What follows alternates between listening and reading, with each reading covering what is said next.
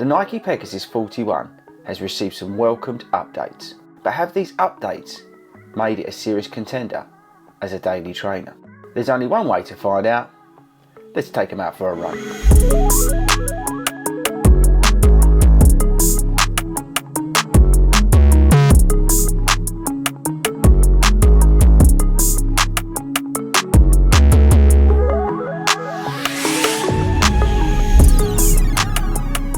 Hello everybody and welcome to FORDY Runs. My name is Chris Ford and I'm a running coach who loves to review running shoes here on YouTube, and today I'm going to be giving you my first impressions of the Nike Pegasus 41. Right, so how this video is going to work, we're going to do a bit of a sort of history lesson with the Nike Pegasus and how I've used them over the years, and then we're going to get into the stats and features. I'm going to tell you everything that's new here. I'm then going to give you my feedback after my initial runs in the shoe.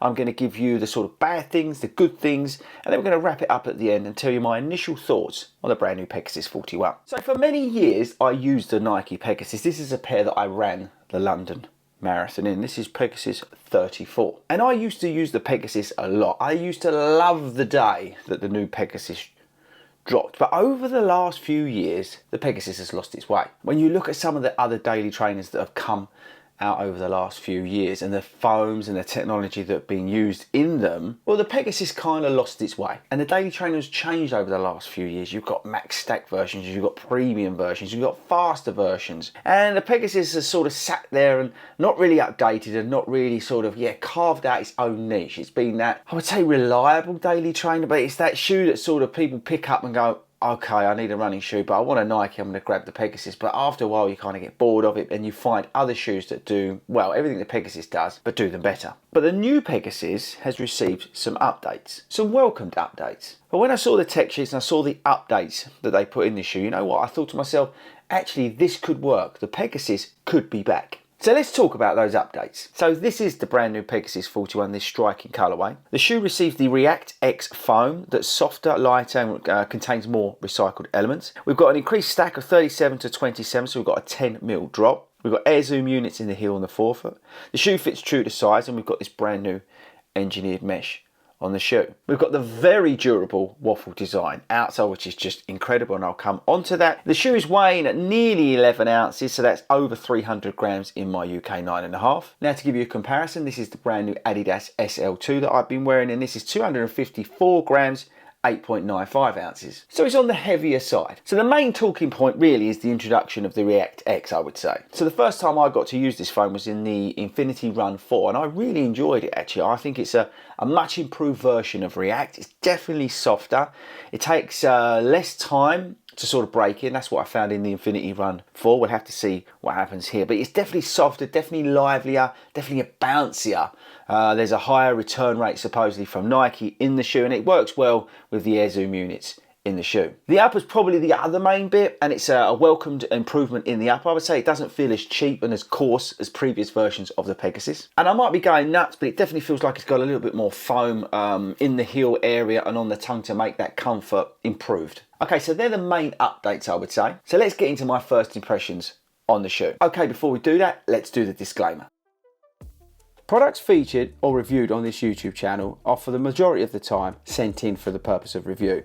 My reviews are my own opinion, and it is my right to say whatever I like about products on my independent running YouTube channel. With regards to the shoe reviews, I run on average 30 to 40 miles per week, and I run different sessions including a weekly long run. When reviewing a running shoe, I prefer to get at least 1 week of running in the shoe before I put a video out. If I do put a video out before this point, it will be titled First Run or First Impressions. My Strava profile is public and everyone can go and see my mileage, see the races that I'm running and see the efforts that I'm doing. The only thing that I keep private is the location.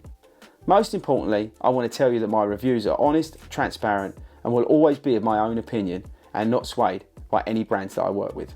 Right, so with the disclaimer out of the way, I've done 2 runs in the shoe, which is why this video is titled First Impressions. I've done a 4-mile run and I've done an 8-mile run. Now the paces were varied, but they weren't particularly fast. And that's mainly due to the fact that I'm coming back from injury and I'm taking it very, very easy. Now, easy pace for me at the moment is between 9 and 9:30 per mile. and I was a little bit under that in places. I stepped on the gas a little bit and I brought it down to about 830 per mile, but that's roughly the sort of range that I was running in. And hopefully that gives you some context in terms of what I'm about to say. So the foam in this shoe is definitely improved. It feels a much more of an alive, bouncy, responsive experience than previous models. It's been warm the 2 days that I ran it in and the uppers felt okay. The traction on the outsole is phenomenal. The second run I did, the 8 mile run I did in the Lee Valley. So we was on the canal and tow paths in parts, and it was absolutely amazing. And that's one of the big positives about this shoe is the outsole. I can't say I noticed the air zoom units, but all I can say is they must be doing something, because the ride, like I say, is definitely improved over previous versions. I had no issues in terms of heat spots or anything like that, so the fit's great and it works well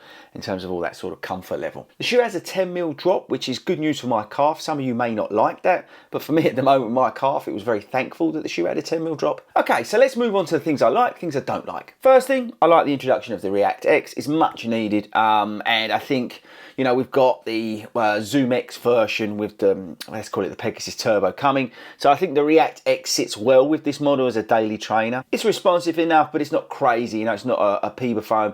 It's pretty resilient in terms of what you're going to get. You're going to get plenty of miles in the shoe, especially with the outsole. We'll come on to that in a minute. So the foam's probably the right foam for the shoe. The outsole's an absolute beast. It's one of the main selling points on this shoe. If you want a shoe that's going to last you plenty of miles, you can do multiple different things. You know, you can easily run light trails in this shoe with this outsole. It's phenomenal. It really is. The Pegasus outsole is phenomenal. I like the upper. I think it's great compared to the previous versions. I like the look of the shoe. That's just personal choice, but I like the look of the shoe. And I like the fit and the overall comfort of the shoe. Things I don't like. I do think the shoe really lacks that sort of secret sauce, that sort of, I don't know, making you feel awesome. When I compare it against other daily trainers out there, I don't know, it's just missing that one thing. So that's a bit of a dislike. Because if I'm paying £155, I want something that's going to make me feel awesome. I'm not overly keen about the sort of, I don't know, undertow experience. It does feel very thin here. Now that might be me and my running style, so take that with a bit of pinch of salt, and the way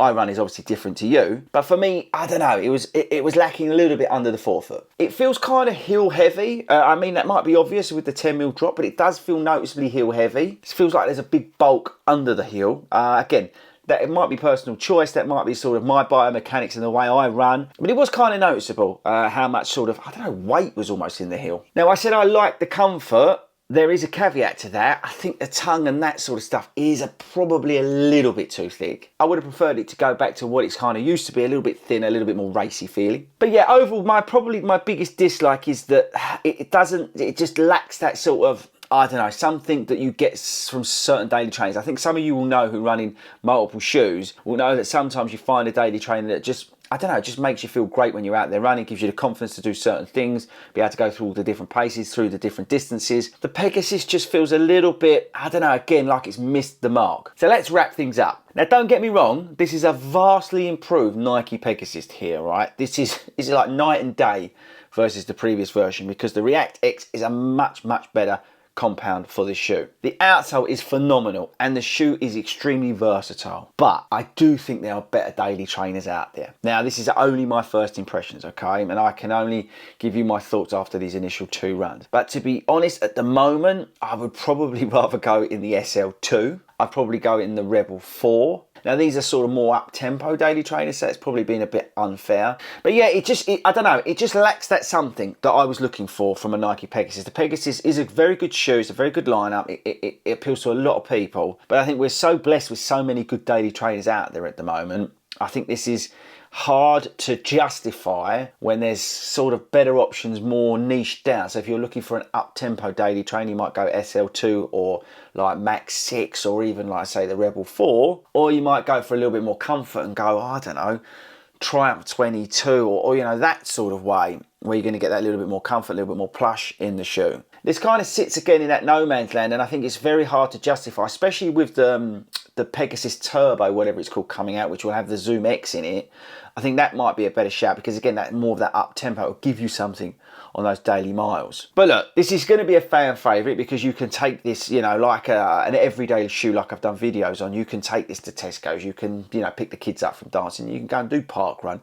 You can easily, you know, go and run 10 miles, 8 miles like I did in the shoe, and it'll be absolutely fine. But when we're getting into the nitty gritty, comparing it to the other shoes that are out there at the moment, I'm not 100% sure, I'm not 100% convinced. But there we go. They're my initial impressions, okay? They're my sort of first thoughts on the shoe. I wanted to share them with you after these first runs and give you that immediate feedback. So there we go. Let's now go and put more miles on this. We will 100% come back. We will compare it. Let me know in the comments, what do you want me to compare this against? Do you want me to put it up against the Adidas SL2? So yes, let me know in the comments, what do you want me to compare it against? But yeah, it's a massive upgrade, I think, versus previous incarnations. The foam feels so much better, and it's going to appeal to a lot of people.